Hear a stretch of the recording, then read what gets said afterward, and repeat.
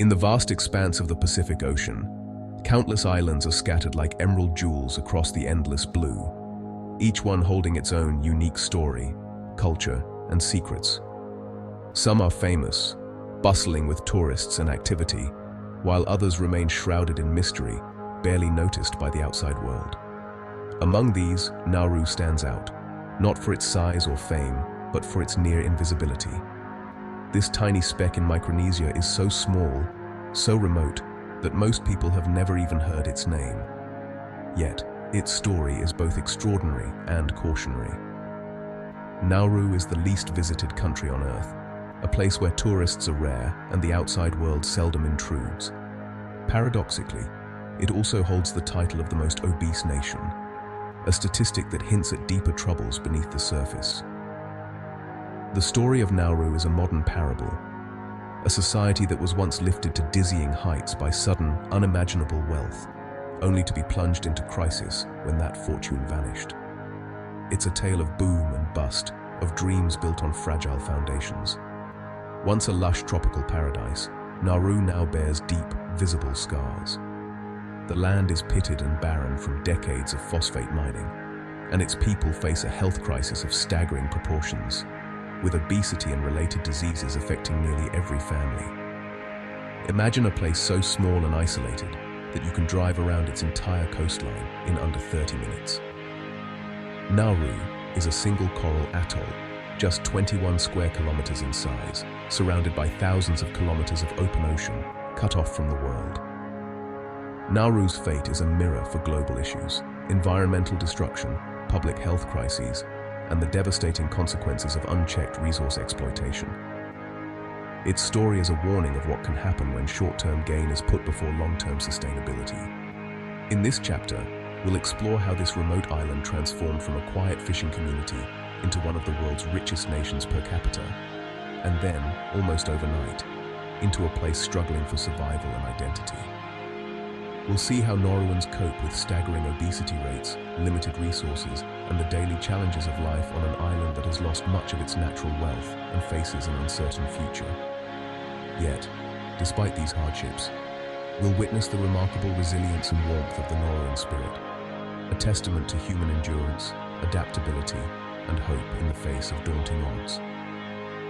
This is the story of Nauru, an island of paradoxes, where beauty and devastation exist side by side, and where the past and present collide in dramatic ways. Nauru's journey is not just a local tragedy, but a global lesson, a warning, and a call to action for us all.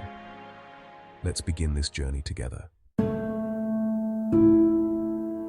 Nauru is a raised coral atoll, a tiny speck in the vast Pacific Ocean, born millions of years ago from the fiery heart of an ancient volcano. Over time, coral reefs grew around the volcanic core, layer upon layer, until the island took shape. Then, powerful tectonic forces deep beneath the Earth's surface pushed Nauru above the waves, lifting it higher than the surrounding sea and creating dramatic coastal cliffs.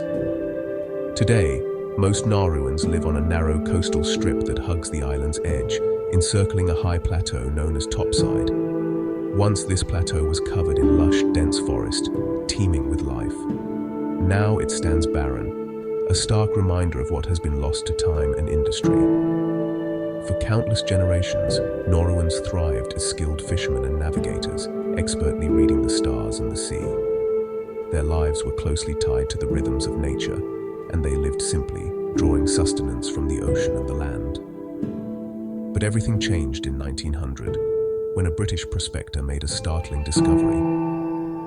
The island's rocks were rich in phosphate, a valuable mineral formed from centuries of accumulated seabird droppings, nature's white gold. Phosphate was in high demand around the world, especially for fertilizer, and soon colonial powers descended on Nauru, eager to claim its newfound wealth for themselves. Mining operations began in earnest, stripping away the island's forests and leaving behind a jagged, lifeless moonscape where rich greenery once flourished. The Nauruan people could only watch as their ancestral land was dismantled and shipped away, piece by piece, to distant shores. Their traditional way of life slowly faded, replaced by the relentless noise and dust of phosphate extraction. as machines and conveyor belts took over the landscape. The fate of this small island was now controlled by powerful forces far beyond its shores, as ships from around the world came to claim its resources. What was once a blessing, the island's rich phosphate, became its curse, leaving behind a legacy of environmental devastation. The scars of that era remain etched into the land and the memories of its people, a haunting reminder of how quickly paradise can be lost. Independence in 1968 brought Nauru control of its phosphate, an unimaginable wealth. For a brief moment, Nauruans enjoyed free housing, healthcare, and education. Imported goods flooded the island, and traditional life faded. The government invested in airlines and overseas properties, but mismanagement and extravagance drained the nation's trust fund. By the late 1990s, the phosphate was nearly gone, and the money had vanished. The economy collapsed, leaving a devastated landscape and a population unaccustomed to work. The dream of endless prosperity was over. Nauru was left with environmental and deep social problems. The legacy of wealth was fleeting. The consequences endure. Despite its tropical setting, Nauru is the world's least visited country. Getting there is difficult and expensive. Only one airline serves the island, with infrequent flights and a challenging visa process. The island lacks tourist infrastructure, just a couple of small hotels, no resorts, and few amenities. The interior, scarred by mining, is stark rather than idyllic, and the coastline is mostly rocky. Nauru's international reputation is shaped by its role as an Australian-funded asylum seeker processing centre, casting a shadow over its image. The complex political and social environment further discourages tourism. For most travellers, the hurdles are simply too high. Easier, more picturesque Pacific islands beckon elsewhere. Nauru remains a place apart, forgotten by the world. Its isolation is both a curse and a shield. Nauru has the highest obesity rate in the world. Over 70% of its people are obese, and 90% are overweight. The crisis began with phosphate wealth, which brought a flood of imported processed foods, tinned meats, white rice, sugary drinks. Traditional diets of fresh fish and local produce disappeared, replaced by cheap, unhealthy imports. Physical activity declined as jobs became sedentary and cars replaced walking.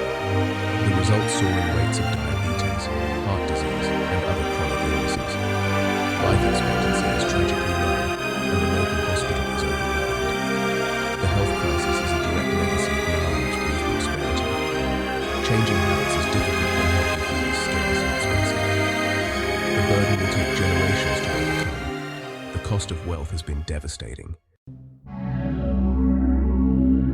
Almost all food in Nauru arrives by ship, making each delivery a major event.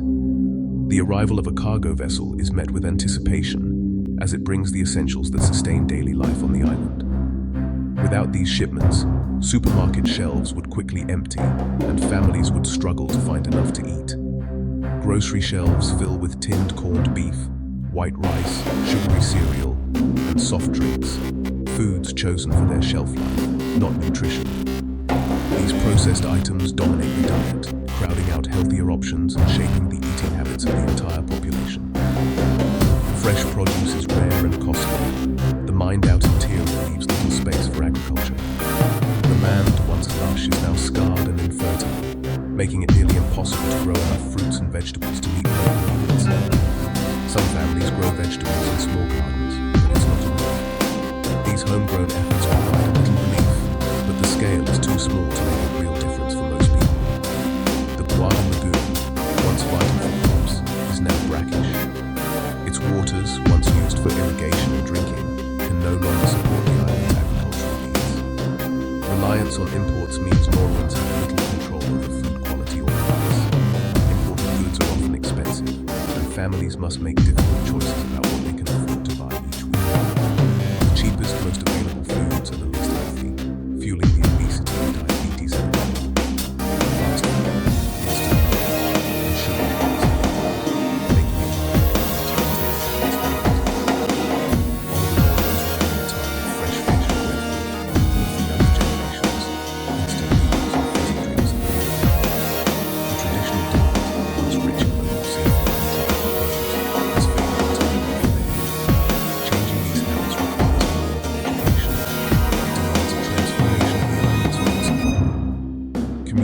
workshops try to raise awareness, but without better access to healthy foods, progress is slow and difficult.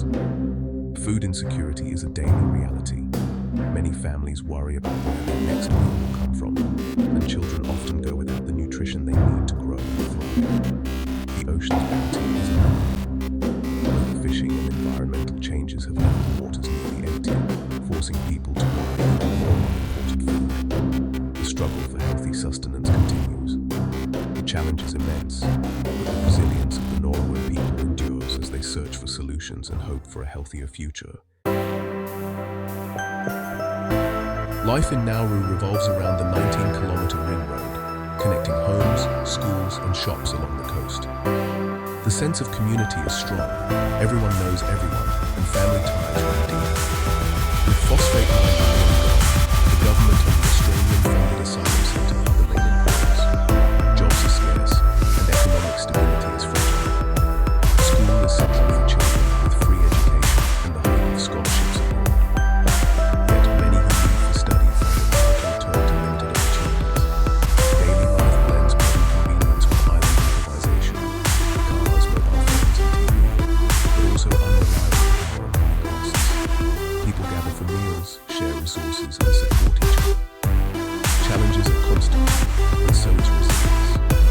Nauruans adapt, endure, and find ways to thrive together. Community is their greatest strength. With no cinemas or malls, Naurans create their own entertainment. Social life centers on family, church, and sport, especially Australian rules football, played with fierce passion. The sports oval becomes the island's heart on weekends, drawing crowds and uniting communities. Weightlifting has brought Nauru international recognition, with local athletes winning medals on the world stage. The ocean still offers recreation, fishing, swimming, and family barbecues by the shore. Simple pleasures, shared meals, music, and laughter define daily life. Joy is found in connection, not material wealth. Community events and traditions keep spirits high. Even in isolation, Nauruans celebrate life. Their happiness is homegrown. Nauru's story is a warning about the dangers of short-term thinking and resource exploitation. The island's scars and health crisis are stark reminders of what was lost. Yet, Nauruans endure, holding on to culture, community, and identity through every hardship. The government seeks new income sources, but the future is uncertain. Efforts to promote healthier lifestyles and local food are small steps forward. The path ahead is difficult, but hope persists. Nauru's fate rests with its people, their resilience, adaptability, and will to survive. Their story is not over. It's a testament to the strength of community and the human spirit. Even in the world's forgotten corners, hope endures.